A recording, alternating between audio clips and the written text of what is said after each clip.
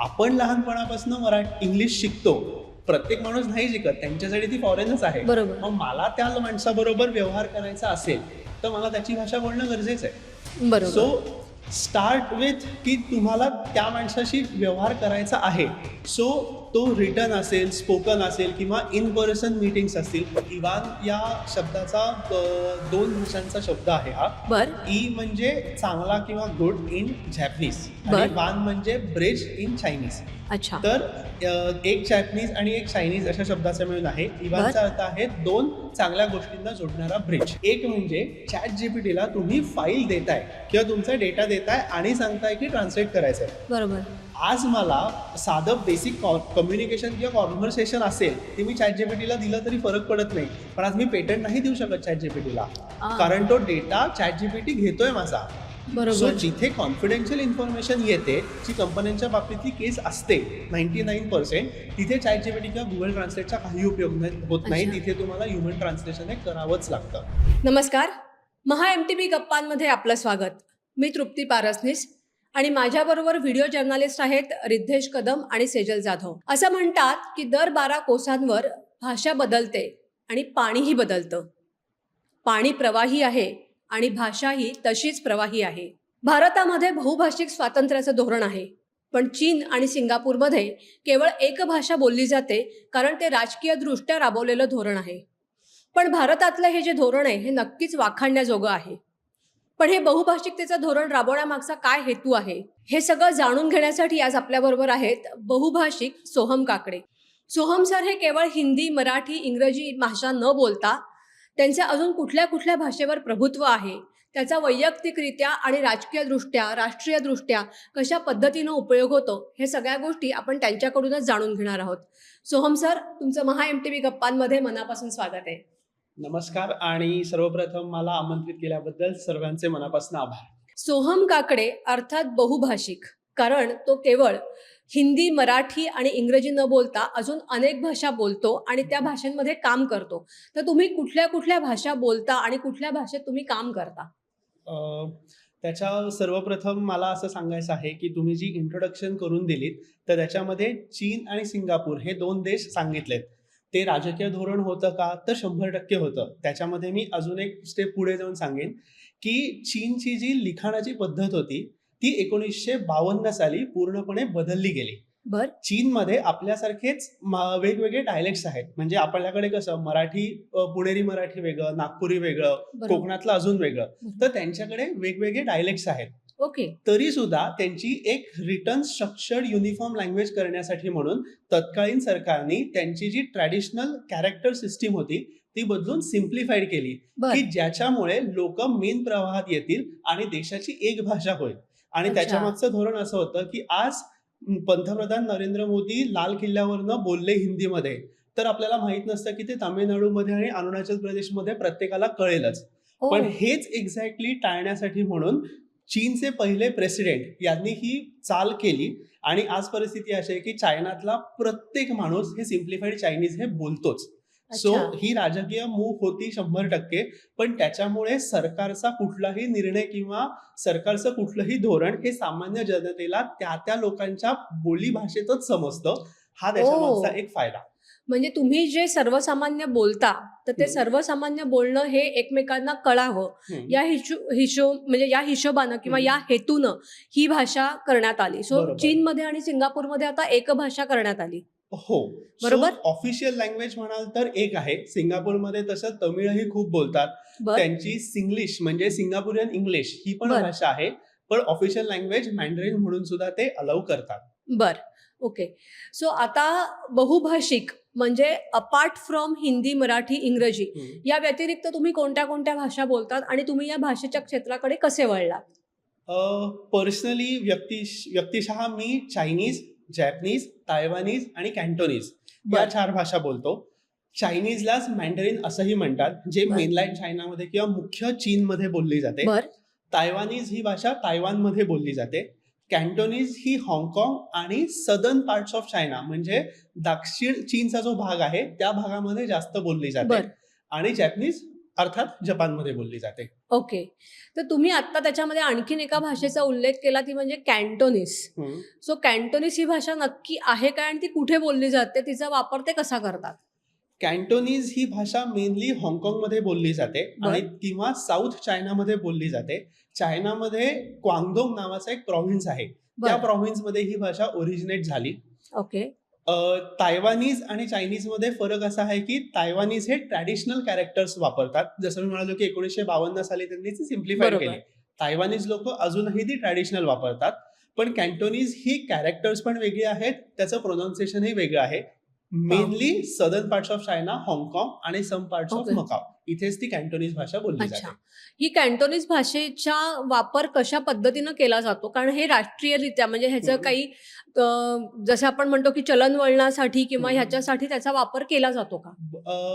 मी म्हणेन की 100% केला जातो. कारण आपण बघितलं तर हाँगकाँगला राजकीयदृष्ट्या आणि भौगोलिकदृष्ट्या खूप महत्वाचं स्थान आहे बरोबर. आणि हाँगकाँगला आशियाई देशांमधलं एक महत्वाचं बंदर म्हणून सुद्धा ओळखलं जातं.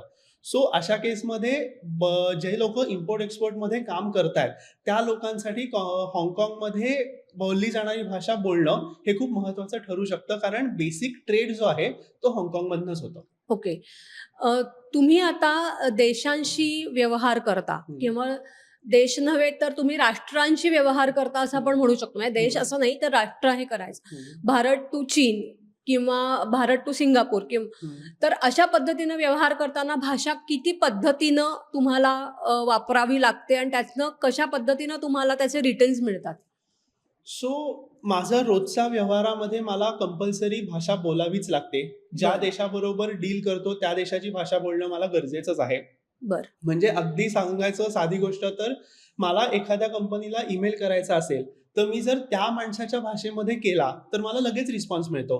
हे बरं. जर का मी इंग्लिशमध्ये केलं तर तो मिळत नाही. मी बरं. साधं तुम्हाला सांगतो, आता तुमच्या मोबाईलमध्ये एक मेसेज आला, त्याच्यामध्ये काहीतरी चायनीजमध्ये लिहिलेलं असेल, काहीतरी बरोबर. चित्र आहे. तर किती वेळा तुम्ही ती चित्र इंग्लिशमध्ये ट्रान्सलेट करून बघाल की त्याचा अर्थ काय आहे? बरोबर. तुम्ही जस्ट इग्नोर कराल. करेक्ट. सेम मग तुम्ही एक्सपेक्ट नाही करू शकत त्या लोकांनी सुद्धा इंग्लिशमध्ये आलेले मेल त्यांच्या भाषेमध्ये ट्रान्सलेट करावे. आपण लहानपणापासून इंग्लिश शिकतो, प्रत्येक माणूस नाही शिकत, त्यांच्यासाठी ती फॉरेनच आहे. बरोबर. मग मला त्या माणसाबरोबर व्यवहार करायचा असेल तर मला त्याची भाषा बोलणं गरजेचं आहे. बरोबर. सो स्टार्ट विथ की तुम्हाला त्या माणसाशी व्यवहार करायचा आहे. सो तो रिटन असेल, स्पोकन असेल किंवा इन पर्सन मीटिंग्स असतील, प्रत्येक याच्यामध्ये भाषेचा वापर हा करावाच लागतो. पण भाषेबरोबरही त्यांचा कल्चरल अंडरस्टँडिंग असणं पण तेवढंच महत्वाचं आहे. म्हणजे फक्त मला जपानी येणं म्हणजे मी जॅपनीज माणसांबरोबर डील करतो असं नाही. बरं. आपण बऱ्याच वेळा असं ऐकतो की जॅपनीज मेट्रो किंवा ट्रेन या खूप वेळेवरती असतात. म्हणजे 9:57ला येणारी ट्रेन ही 9:57ला येतेच. पण तोच जपानी माणूस त्याच्या नेहमीच्या आयुष्यात सुद्धा ही वेळ पाळतो. आम्ही बरोबर. जपानच्या खूप कंपन्यांबरोबर काम करतो. सो ती लोक 3 महिन्यानंतर गुरुवारी आपण सकाळी 10:23 भेटू अशा मीटिंग सेट करतात आणि अच्छा. ते 23 मिनिटला सांगितल्यानंतर ते 21ला हजर असतात. सो ओ. मग अशा माणसाला जर तुम्ही 2 मिनिटं उशिरा गेलात तर तो कल्चरल डिसरिस्पेक्ट आहे. बरोबर. किंवा मग चायनीजमध्ये काय म्हणता येईल की चायनीज लोक पण वेळ पाळतात, पण त्याच्यापेक्षा जास्त चीनमध्ये व्यवहार हा डायनिंग टेबलवरती होतो. ऑफिसमध्ये ओ. बोलणी होतात, पण फायनल व्यवहार हा डायनिंग टेबलवरती होतो. अच्छा. हातात बिअरचा ग्लास असतो, तुम्ही जेवायला भेटता आणि तिथे व्यवहार फायनल होतो. मग हे बोलणं तुम्ही ऑफिसमध्ये केलं तर तो कल्चरल डिसरिस्पेक्ट आहे. हे अच्छा. सगळं जाणून घेणं पण तेवढंच महत्वाचं असतं लँग्वेज बरोबर सुद्धा. हो, म्हणजे भाषाबरोबर तुम्ही त्यांचं कल्चर, तुम्ही त्यांचे पोशाख या सगळ्याच गोष्टींवरती काम करणं गरजेचं असतं. बरोबर. कारण त्यावेळेला तुम्ही तिथे गेल्यानंतर तुम्ही त्याला रिस्पेक्ट देताय, तुम्ही त्याचा आदर करता हेही दाखवणं तेवढंच गरजेचं आहे. गरजेचं असतं. जसं तुम्ही म्हणालात की आदर करणं गरजेचं असतं. जपानमध्ये काळा रंग खूप अशुभ मानतात. अच्छा. कुठलाही जपानी माणूस हा कुठल्याही मीटिंगमध्ये काळा रंग घालून जात नाही. बरं. आपल्याकडे ती पद्धत नाही. आपल्याकडे लग्नात काळं घालत नाही, पण मीटिंग्स बिझनेसमध्ये आपण घालतो. अगदी आवर्जून काळा ब्लेझर घालतो ब्लेझर आपण. घालतो. पण जेव्हा जपानी लोकांबरोबर डील करायचं असतं, काळा घालून जाऊ नका, कारण तो त्यांच्या कल्चरप्रमाणे डिसरिस्पेक्ट आहे. अच्छा. इतक्या छोट्या छोट्या गोष्टी असतात, पण त्यांनी तुमचा व्यवसाय वाढायला किंवा तुमचं एक छान इम्प्रेशन पडायला खूप त्यांनी मदत होते. बरं, आता हे सगळं विचारायचं कारण म्हणजे आपण मगासपासून हं. बोलतोय, पण तुम्ही मराठी घरातनं आहात आणि हं. मराठी घरातनं एक वेगळं कल्चर बघायला गेलं तर तुम्ही हं. एक्सेप्ट करताय. हं. सो तुम्ही चायनीज, जॅपनीज या भाषा शिकावं किंवा हं. या भाषांवर प्रभुत्व मिळवावं असं तुम्हाला का वाटलं?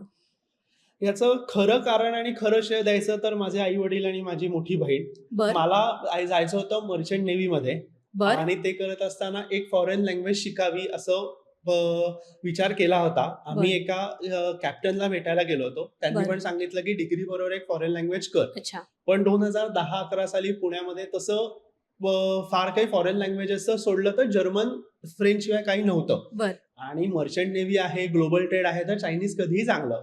पण अनफॉर्च्युनेटली मला तेव्हा चायनीजची संधी मिळाली नाही. म्हणून मी अच्छा. जॅपनीजला गेलो. मी माझं जॅपनीज पूर्ण केलं. बरं, मग पुण्यामध्येच एक दाते मॅडम म्हणून एक जण आहेत. त्यांच्याकडे मी बेसिक चायनीज शिकलो आणि मग बरं. त्यांनी मला सांगितलं, की तुला भाषेमध्ये गती चांगली आहे. तू चायनाला जाऊनच पुढे शिक. सो मी स्वखर्चाने 6 महिने चायनाला गेलो आणि बरं. नंतर चायनीज स्टेट गव्हर्नमेंटची मला स्कॉलरशिप मिळाली. क्या तिथे मी बात है! माझं पुढचं शिक्षण पूर्ण केलं बरं. आणि परत आलो. बरं, मग हे करत असताना परत मग मध्येच कॅन्टोनीज भाषेकडे कुठे वळालात? सो कॅन्टोनीज हा मला माझ्या शिक्षणामध्ये इलेक्टिव्ह कोर्स होता. त्या बरं, कोर्समध्ये मी एक्स्ट्रा आवर्स पुट इन करून शिकून घेतली. बरं. कारण पुढे जाऊन मला जर 2 देशांबरोबर काम करायचं असेल, तर मी बरोबर. असं नाही म्हणू शकत, की मला अरे ती भाषा येत नाही. शिकायचं असेल तर शिकायला म्हणून गेलोय तर का नाही?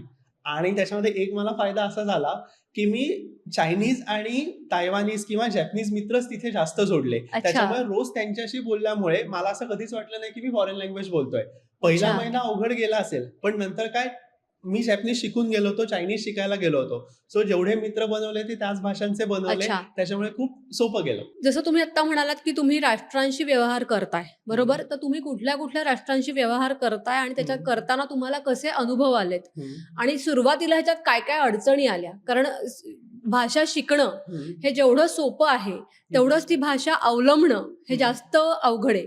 कारण तुम्ही डे टू डे लाईफमध्ये रोजच्या जीवनात त्या बरोबर. भाषा बोलताच असं हं. नसतं.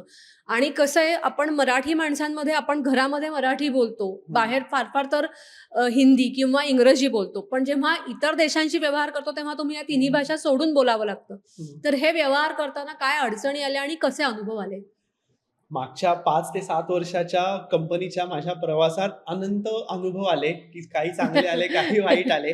बरं. पण मी म्हणेन की भाषेमुळे अनुभव खूप वेगवेगळ्या पद्धतीचे आले आणि कंपनीमध्ये आम्ही 125 भाषांमध्ये काम करतो. त्याच्यामध्ये बरं. आफ्रिकन आहेत, युरोपियन आहेत, साउथ एशियन आहेत, साउथ ईस्ट एशियन आहेत, लॅटिन अमेरिकन आहेत. पण 2 देशांबरोबरचा जो व्यवहार असतो, की ज्याच्यामध्ये इम्पोर्ट-एक्सपोर्ट आहे. तिकडच्या कंपन्यांना भारतात एस्टॅब्लिश करायचं आहे. भारतातल्या कंपन्यांना त्या देशांमध्ये एस्टॅब्लिश करायचं आहे. तर मेनली आम्ही आशियाई देशांमध्ये काम करतो.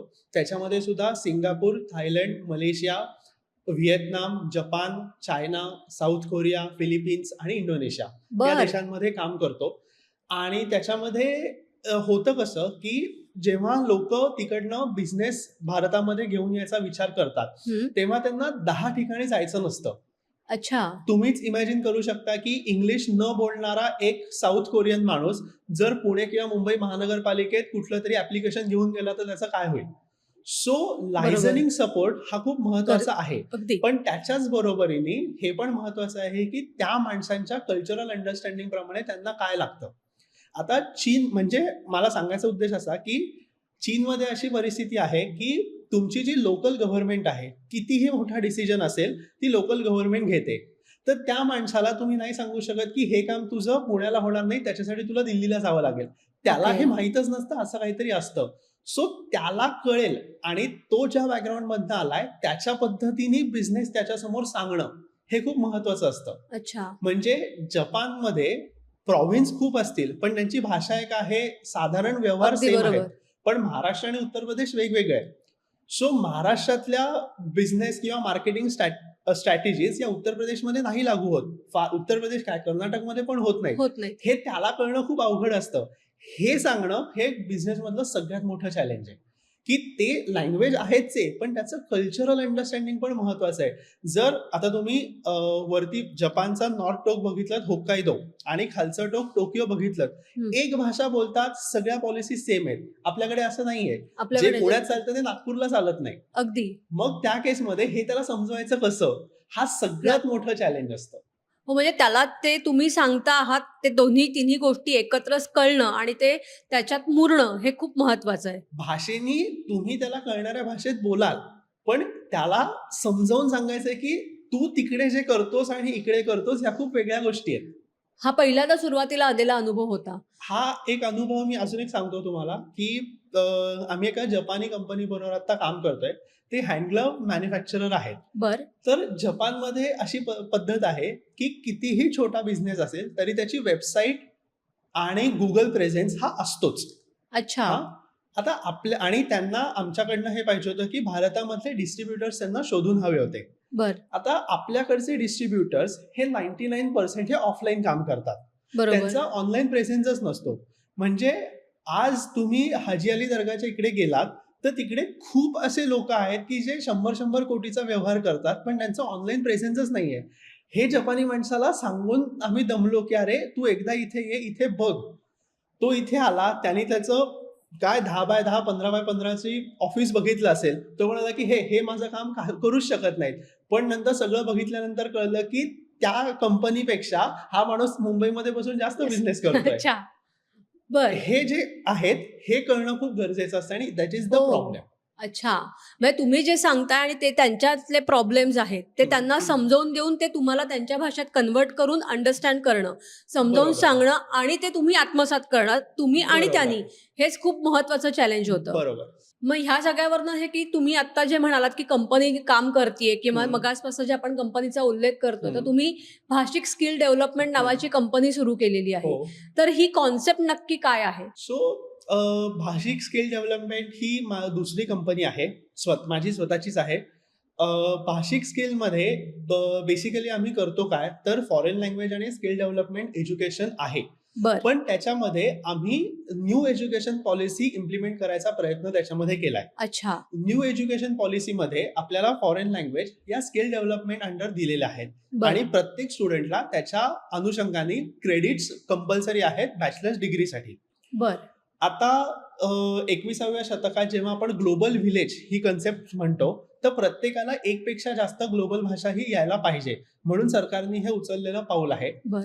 तर याचा उपयोग करून आम्ही युनिव्हर्सिटीजला वेगवेगळे अप्रोच करतो आणि त्यांना सांगतो की आम्ही German, French, Spanish, Chinese, Japanese आणि कोरियन या बर. 6 मेन, त्याच्याबरोबर पोर्तुगीज, रशियन, अरेबिक या हो. 3 आणि हिंदी, मराठी, बंगाली, गुजराती आणि तमिळ या अच्छा. इंडियन लँग्वेजेस इन्क्लुडिंग संस्कृत बर. या भाषा as a credit course university syllabus मध्येच इन्कल्केट करतो. हो. म्हणजे स्टुडंट जेव्हा बॅचलर्सला ऍडमिशन घेतो तेव्हाच त्याला या लँग्वेजेस मधनं ऑप्शन मिळतो. सो 3 वर्षामध्ये त्याच्याकडे बऱ्यापैकी वेळ मिळतो की ते क्रेडिट्स पूर्ण करायचे जे त्याच्या मार्कलिस्टवरती पण येतात.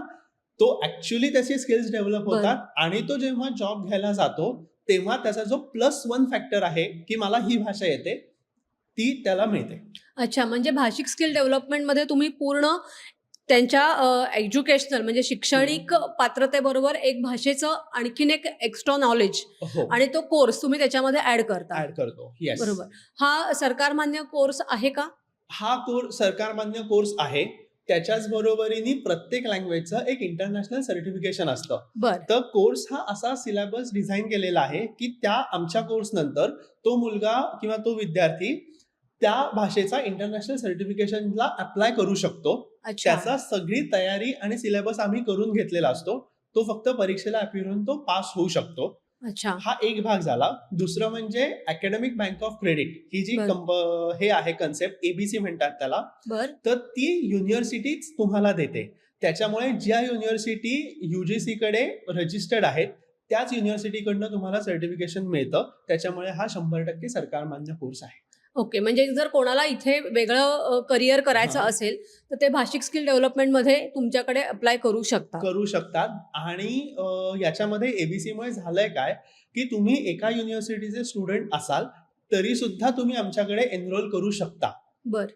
म्हणजे आमचं आता SNDT युनिव्हर्सिटी बरोबर टायअप आहे. ओके. तर तुम्ही काश्मीरमध्ये राहणारे असाल किंवा तामिळनाडूमधले असाल, तुमची युनिव्हर्सिटी कुठलीही असेल, तुम्ही आमच्याकडनं SNDTचे कोर्सेस करू शकता. बरं. त्याचं क्रेडिट तुम्हाला युनिव्हर्सिटी तुमच्या अकाउंटमध्ये क्रेडिट SNDT करून देतं. अच्छा. सो याला स्टेट बाउंड्री नाही, याला जेंडर बाउंड्री नाही आणि याला जिओग्राफिक बाउंड्रीज नाही.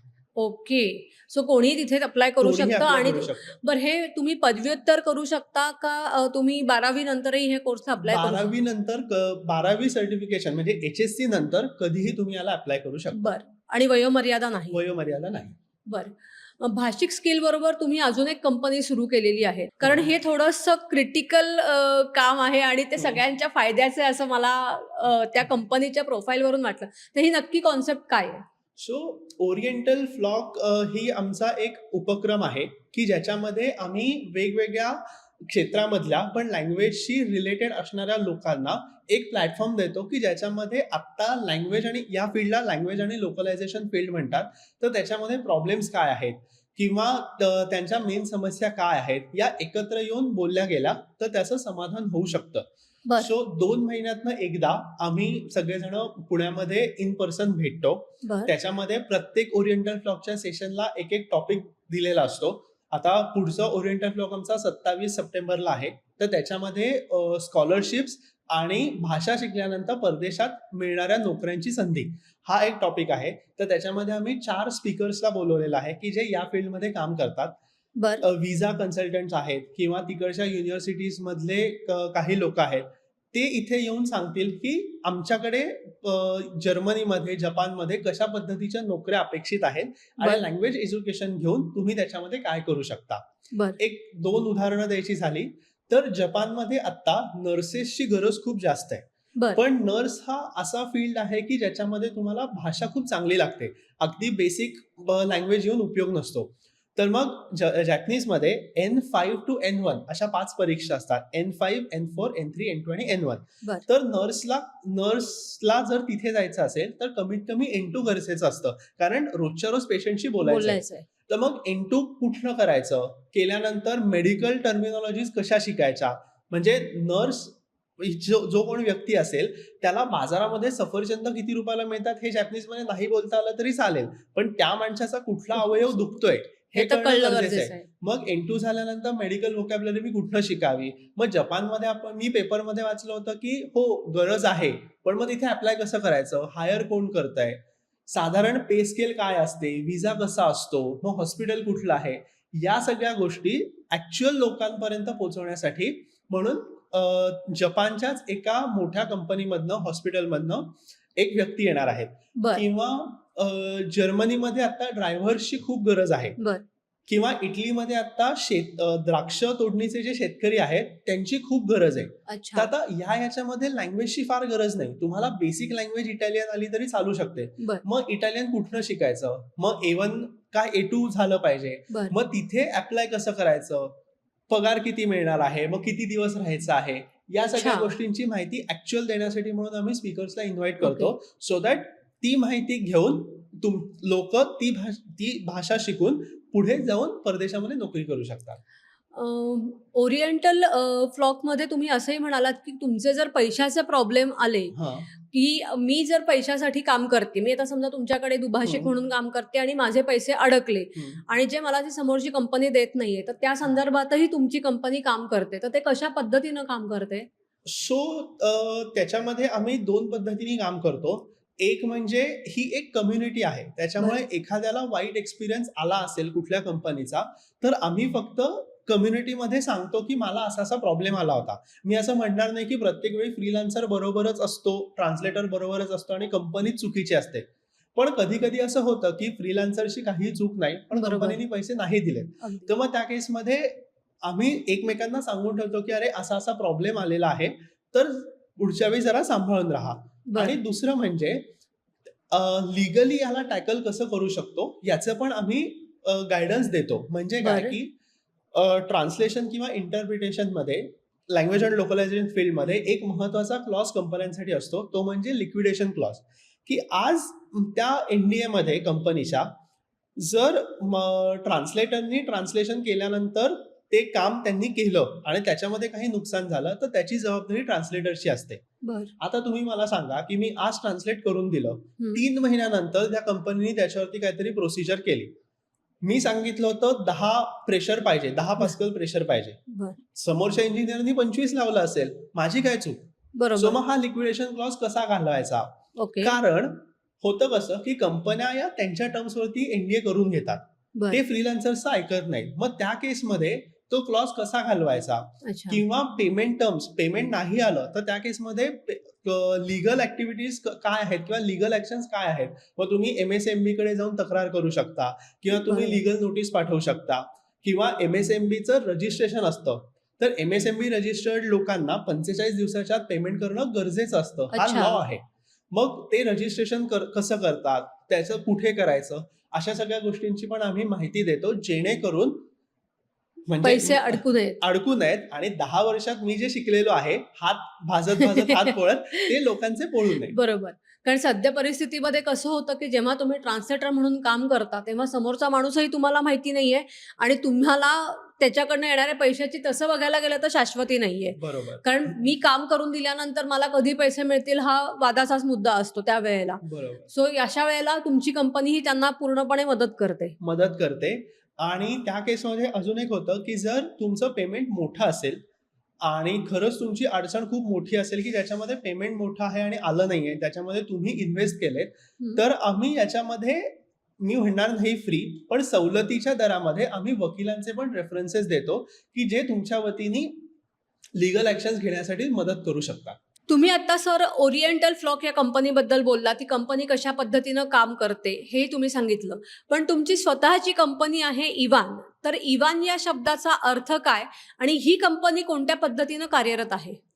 इवान या शब्दाचा 2 भाषांचा शब्द आहे हा. बर ई म्हणजे चांगला किंवा गुड इन जॅपनीज बर. आणि वान म्हणजे ब्रिज इन चायनीज. अच्छा तर एक जॅपनीज आणि एक चायनीज अशा शब्दाचा मिळून आहे. इवानचा अर्थ आहे 2 चांगल्या गोष्टींना जोडणारा ब्रिज.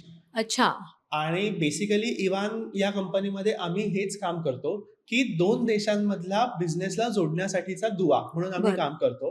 त्याच्यामध्ये लँग्वेज सपोर्ट, ट्रान्सलेशन आहे, इंटरप्रिटेशन आहे, हा एक बरं. भाग झालाच. पण त्याच्याबरोबर एक बिझनेस वेगळ्या देशामध्ये एस्टॅब्लिश करताना लागणाऱ्या सगळ्या गोष्टी आम्ही त्याच्यामध्ये प्रोव्हाइड करतो. बर उदाहरण द्यायचं, उदाहरणावरून मी सांगतो म्हणजे नक्की करतो काय आम्ही. जसं मी मगाशी म्हणालो की जॅपनीज कंपनी आहे, ते हँड सेफ्टी किंवा हँड ग्लोव्स आहेत, बर. मॅन्युफॅक्चरर आहेत. तर मग त्यांना भारतात येताना आम्ही त्यांची कंपनी इन्कॉर्पोरेट करून दिली. मग बर त्याच्यानंतर त्यांना आम्ही ऑफिस जागा घेऊन दिली. बर मग त्याच्यानंतर त्यांना इथे डिस्ट्रीब्युटर शोधून दिले. आता सेकंड स्टेजमध्ये त्यांना आम्ही मॅन्युफॅक्चरर शोधून देतोय की जे व्हाईट लेबलिंग करू शकतात. अच्छा मग त्याच्यानंतर त्यांचं जेव्हा इकडे ऍक्च्युअल कंपनीचे एम्प्लॉईज सुरू होतील, मग त्यांचं सगळं लिगल डॉक्युमेंटेशन आहे, डिस्ट्रीब्युटर मॅन्युफॅक्चरर्स बरोबर अग्रीमेंट आहेत. जॅपनीज कंपनी असेल तरी काम इथे करतायत ना, मग इंडियन हम्म. ज्युरिस्डिक्शन प्रमाणे त्याची MOUs आहेत, NDAs आहेत, हे ड्राफ्ट करणं आहे. लोकांबरोबर रोजचे कॉल्स असतील ते आहेत. हे करून त्या कंपनीला पूर्ण हँड होल्डिंग करून त्यांना भारतातला जम बसवेपर्यंतचा सगळा सपोर्ट हा आम्ही प्रोव्हाइड करतो. म्हणजे इवान ही कंपनी केवळ ब्रिज हा जो अर्थ आहे हम्म. ते न करता त्या कंपनीला पूर्णपणे भारतात प्रस्थापित होण्यासाठी काम करते. येस, 100%. सो मधला दुवा म्हणून इवान काम करतं, पण त्याच्यापेक्षाही त्याला पूर्ण मजबूतीने या देशामध्ये, भारतामध्ये किंवा भारतातल्या कंपन्यांना त्या देशामध्ये गेल्यानंतर पूर्णपणे मदत करून 5 वर्षामध्ये कंपनी व्यवस्थित तिथे चालू करून देणं, हे आम्ही त्याच्यामध्ये काम करतो.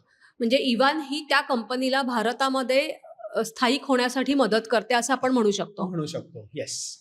अच्छा. आत्तापर्यंत आपण जे बोलतोय ते बहुभाषिक कंपन्या किंवा बहुभाषिक फील्ड किंवा अनेक भाषांमधनं काम करण्याच्या संधी असं आपण बोलतो आहोत. सो आता नवीन पिढीला या क्षेत्रामध्ये कशा प्रकारे वाव आहे, आधी वाव आहे का आणि वाव असेल तर तो कशा प्रकारे आहे? बर.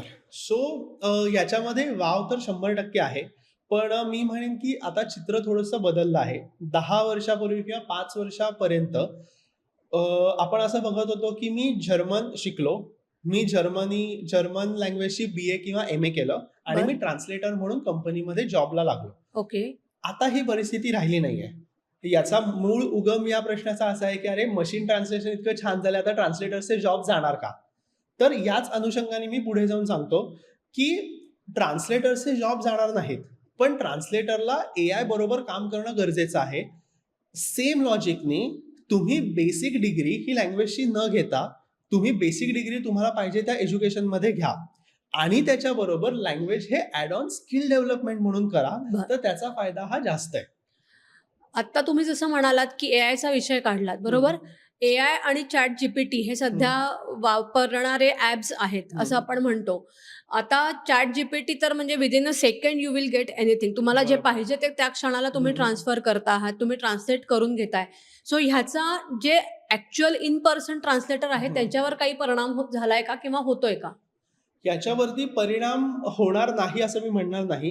10% 20% होतोय सुद्धा. बर पण याच्यामध्ये 2 गोष्टी आहेत की ज्याच्यामध्ये ह्युमन इंटरव्हेन्शन हे गरजेचं आहे. बर एक म्हणजे चॅट जीपीटीला तुम्ही फाईल देताय किंवा तुमचा डेटा देताय आणि सांगताय की ट्रान्सलेट करायचंय. बरोबर. आज मला साधं बेसिक कम्युनिकेशन किंवा कॉन्व्हर्सेशन असेल ते मी चॅट जीपीटीला दिलं तरी फरक पडत नाही. पण आज मी पेटंट नाही देऊ शकत चॅट जीपीटीला, कारण तो डेटा चॅट जीपीटी घेतोय माझा. सो बरोबर. जिथे कॉन्फिडेन्शियल इन्फॉर्मेशन येते, जी कंपन्यांच्या बाबतीतली केस असते 99%, तिथे चॅट जीपीटी किंवा गुगल ट्रान्सलेटचा काही उपयोग होत नाही. अच्छा. तिथे तुम्हाला ह्युमन ट्रान्सलेशन हे करावंच लागतं. अच्छा. आणि दुसरी गोष्ट, जसं मी म्हणालो, लिक्विडेशन क्लॉज, की ट्रान्सलेशन चुकलं तर तुम्ही त्या ट्रान्सलेटरला धरता, तुम्ही चॅट जीपीटीच्या ओनरला नाही ना धरू शकत. बरोबर आहे. सो जिथे विश्वासार्हता आणि जिथे जबाबदारी आहे अशी कुठलीही कामं एआय करू शकत नाही, कारण तुम्ही इनपुट देताय त्याच्यावरती तो आउटपुट देतोय. मग इनपुटच कॉन्फिडेन्शियल असेल तर उपयोग काय? बिझनेस बरोबर. आयडिया मी नाही देऊ शकत चॅट जीपीटीला, मग तेव्हा बरोबर. मला ह्युमन ट्रान्सलेशन हे लागतंच. अच्छा. सोहम सर, तुम्ही बहुभाषिक म्हणजेच मल्टी लँग्वेज या क्षेत्रावरती आम्हाला खरं सांगायला गेलं तर एक प्रकाशझोत टाकलाय, की आता केवळ तुम्ही BA, MA न करता तुम्हाला या क्षेत्रामध्ये म्हणजे तुम्ही भाषा क्षेत्रामध्ये अनेक प्रकारच्या संधी उपलब्ध आहेत. त्या संधीवर तुम्ही काम करू शकता आणि तुमच्यासाठी एक क्षेत्र विस्तीर्णरित्या उघडं आहे किंवा एक विस्तीर्णरित्या क्षेत्र खुलं होऊ शकतो, हे तुम्ही मला सांगितलंत आणि महा MTB मध्ये येऊन मला ही मोलाची माहिती दिली. यासाठी मी तुमचे मनापासून आभार मानते. धन्यवाद. केवळ भाषा येणं हेच सोपं नाहीये, तर तुम्ही त्या भाषेबरोबर त्या प्रांताचं कल्चर, त्या प्रांताच्या सगळ्या सवयी आणि त्या प्रांतातील लोकांना ओळखून घेणं हेही तितकंच गरजेचं आहे आणि हेच आज आपल्याला या पॉडकास्टमधनं कळलं आहे. तुम्हाला आमचा हा पॉडकास्ट कसा वाटला हे आम्हाला कमेंटमधनं जरूर कळवा. त्याचबरोबर कोणत्या कोणत्या विषयावरती पॉडकास्ट ऐकायला आवडतील हेही नक्की कळवा. यासाठी महा MTB पॉडकास्टला लाईक करा, शेअर करा आणि सबस्क्राईब करा. धन्यवाद.